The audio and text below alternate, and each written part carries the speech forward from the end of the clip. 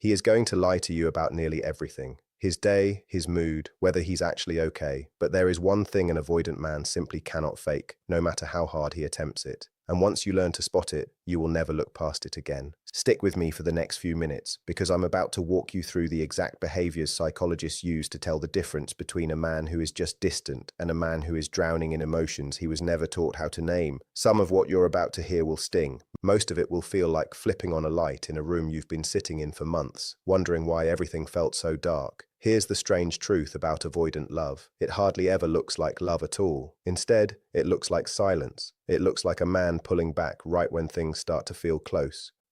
It looks like someone who appears to need nothing from anyone, but underneath that armor sits a nervous system working overtime to guard a heart it was never allowed to trust. And when that heart finally decides you're safe, it doesn't announce itself with words. It shows up through behavior. Quiet, steady, almost invisible behavior that most people miss entirely because they're waiting for some grand declaration that is never going to arrive in the way they expect. If you're watching this because someone in your life fits this pattern, do one thing for me right now. Type the word madly in the comments below. Not because I need to see it, but because putting a feeling into words is the moment your mind stops arguing with what your gut already knows. Type madly, then keep watching, because what comes next will change how you interpret everything he does. Let's start with where all of this comes from, because you can't make sense of the behavior without understanding the wiring behind it. Attachment theory teaches us that very early in life, a child learns a rule about closeness. Some children learn that reaching out for comfort actually works. Someone shows up, someone soothes them, and that becomes the blueprint for secure love later in life. But other children learn a completely different rule. Reaching out doesn't work. Maybe it got ignored. Maybe it was met with annoyance. Maybe the adult who was supposed to be their safe harbor was unpredictable, distracted, or emotionally unavailable in ways too subtle for a child to even name at the time. So the child adapts in the only way a small nervous system knows how. It stops reaching out. It becomes fiercely, quietly self-reliant. Not because independence actually feels good, but because depending on others once felt dangerous. And danger is something the body never fully forgets. That child grows into an adult who still carries the same rule, even long after the danger has disappeared. Intimacy starts to feel like exposure. Closeness starts to feel like a threat to a self that was built entirely on not needing anyone. So when real feelings surface, and they do surface because avoidant people fall in love just as hard as anyone else, the nervous system panics. It reaches for the only strategy it has ever trusted, which is distance. This is why an avoidant man in love often looks like he's running away from the very thing he wants most. He isn't confused about how he feels. He's terrified of what those feelings might cost him if he lets them show. And the deeper the feeling grows, the faster he retreats, which is exactly why so many people mistake the strongest kind of avoidant love for the weakest kind of interest. Often, it's the complete opposite. There's a piece of brain science worth pausing on here, because it explains so much of what feels confusing from the outside. When an avoidant nervous system senses real closeness approaching, a part of the brain called the amygdala, the same structure that fires when you sense physical danger, activates in almost the same way it would if you were facing an actual threat. This is sometimes referred to as an amygdala hijack. The rational, thinking part of the brain, the part capable of saying, "I feel close to you, and that's a good thing," gets briefly overridden by a much older, much faster part of the brain that knows only one instruction: get away from the danger. The tragedy is that this danger detector can't tell the difference between a threat to survival and a threat to emotional safety rooted in old wounds. To that ancient part of the brain, falling in love and standing on the edge of a cliff can trigger a strikingly similar alarm. Understanding this doesn't excuse hurtful behavior, and it isn't a free pass to accept mistreatment, but it does explain how an avoidant man can feel overwhelming love in one moment and create distance in the very next, seemingly out of nowhere. His body isn't lying to you when it pulls back. It's protecting him from a danger that no longer exists, following instructions written a long time ago, often before he even had the words to understand what was happening to him. Now let's talk about what it actually looks like when that fear starts losing the fight, because this is where the real signs live, and there are 12 of them worth knowing. The first sign is memory. Pay close attention to what he remembers. An avoidant man will often seem checked out during a conversation. He might glance at his phone, change the subject, or seem like he was barely paying attention at all. But then, weeks later, he'll bring up something you mentioned once in passing, almost by accident. The name of your childhood dog, the exact reason a certain song makes you sad, the specific way you take your coffee that nobody else would ever think to remember. This isn't an accident, and it isn't luck. Deep listening is one of the few forms of intimacy an avoidant nervous system can actually tolerate, because it doesn't require him to say anything vulnerable out loud in that moment. He gets to care for you silently from a safe distance, storing the information away for later, when he can hand it back to you disguised as a small comment instead of a confession. When a man who forgets his own plans somehow remembers the smallest detail about you, that isn't carelessness spilling over from everywhere else. That's devotion wearing a very convincing disguise. The second sign is future language. Listen closely for small, almost throwaway references to time that hasn't happened yet. An avoidant person is usually allergic to big declarations about the future because a declaration feels like a promise, and a promise feels like a trap he might not be able to keep if his fear ever wins. So instead of saying it outright, it leaks out of him. He'll mention a trip happening next year and simply assume you'll be there without even asking if you want to come. He'll talk about a goal 5 years down the road and say we instead of I, then look slightly uncomfortable that the word slipped out. These slips matter more than any speech he could ever give you because they weren't planned. They came from a part of him that already decided you belong in his life long before the rest of him is ready to say so out loud. The third sign is what happens in silence. Specifically, silence next to you rather than silence away from you. There's a difference between an avoidant man going quiet because he wants space from you and an avoidant man going quiet while staying physically close to you. Watch where he chooses to be quiet. If he can sit in a room with you, not talking, not performing, not filling the air with small talk just to keep things comfortable, and still choose to stay instead of leaving, that is huge for someone wired to associate closeness with danger. Comfortable silence is something an avoidant person almost never offers to people who make them anxious. They save it for the people who make them feel, maybe for the first time in a long while, like they don't have to stay on guard. The fourth sign is how he handles your independence. This one trips people up because it looks like the opposite of love. An avoidant man who genuinely loves you will often encourage you to keep your own life fully intact. Your friendships, your hobbies, your career, your time alone. He isn't doing this because he doesn't care whether you stay. He's doing this because somewhere inside him lives the belief that love should never ask someone to shrink themselves just to be kept. He learned early on that closeness could feel like losing yourself, so his way of protecting you from that fate is making sure you never have to go through it. It rarely feels romantic in the moment. It can even come across as distance, but it's actually one of the most respectful forms of love a person can offer, because it's love without control. The fifth sign is the pattern almost everyone gets wrong, the pull away and come back cycle. This usually gets read as a red flag, and sometimes it truly is one, but there's a specific version of this pattern that means something different. Watch closely what happens after the distance. If he withdraws for a few days, then reappears on his own without being chased, without being begged, and picks the relationship back up like nothing happened, that return is worth paying attention to. He isn't avoiding you. He's avoiding the feeling that being close to you stirs up inside him, and then choosing you again anyway once that feeling settles down. The comeback matters more than the pull away ever could. A man who doesn't care doesn't come back. He just stays gone, and eventually you stop even noticing he's gone. The sixth sign is what he actually lets you witness. Avoidant people pour enormous energy into managing how the world perceives them. Competence, control, having it all together, these become armor pieces he puts on every single morning without even thinking about it. So when a man lets you see him fail, see him tired, see him anxious about something small, see him with the performance switched off, that isn't a small thing. That's one of the biggest trust signals an avoidant nervous system is capable of giving anyone. He's essentially telling you, without saying it out loud, that he trusts you with the version of himself he hides from everyone else, sometimes even from himself.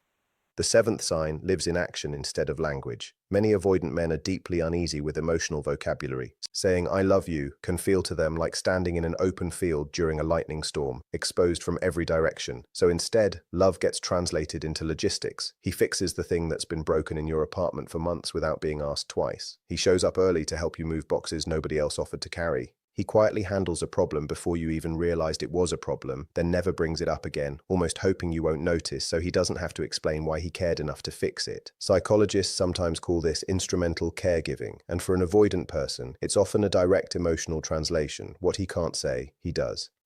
The eighth sign is jealousy without confrontation. This one is subtle and easy to miss unless you're paying close attention. An avoidant man rarely voices insecurity directly, because voicing it means admitting he needs something from you, and needing something is exactly what his entire system was built to avoid feeling. Instead, you'll notice small shifts, a slightly different tone when someone else's name comes up in conversation, a sudden, oddly specific interest in plans he'd normally never ask about, a joke that isn't really a joke, delivered with just enough edge that you catch it later. These aren't overreactions on your part. They're leaks in a very well-built dam, and dams don't leak over things that don't matter.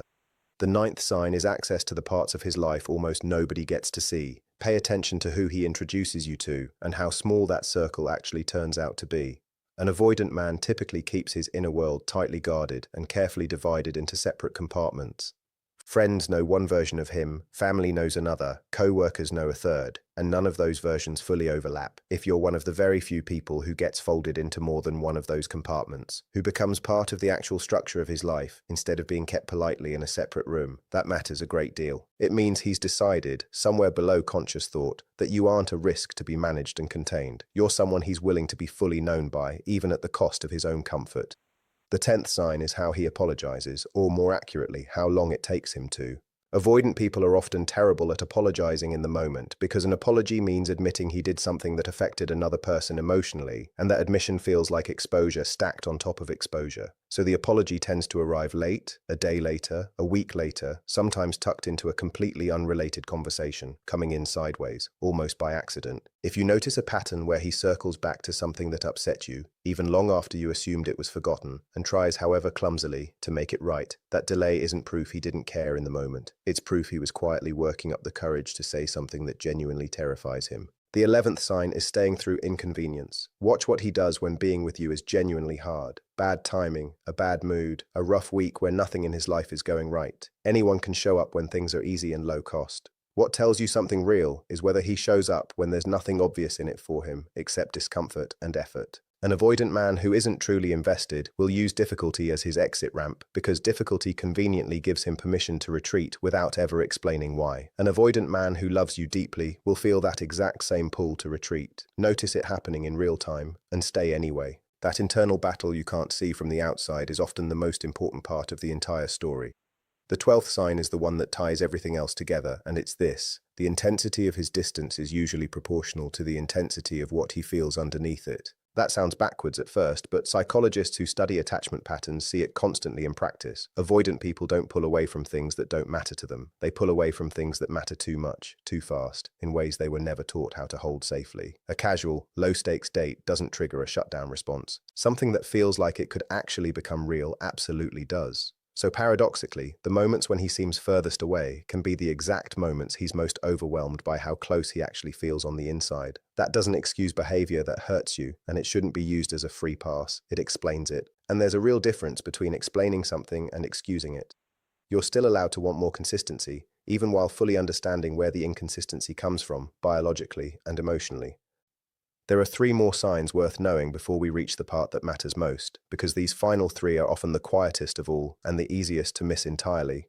The 13th sign is how he talks about you when you're not in the room. This is one you may never witness directly, but the evidence tends to make its way back to you eventually, through a mutual friend, a passing comment, a co-worker mentioning something he said. Avoidant men, even the ones who struggle with vulnerability face to face, will sometimes talk about the person they love with a warmth and certainty that surprises everyone who hears it. There's no performance needed when he isn't talking to you. There's no fear of exposure, because you aren't there to be exposed to. So what comes out in those unguarded conversations is often closer to the truth than anything he said to your face.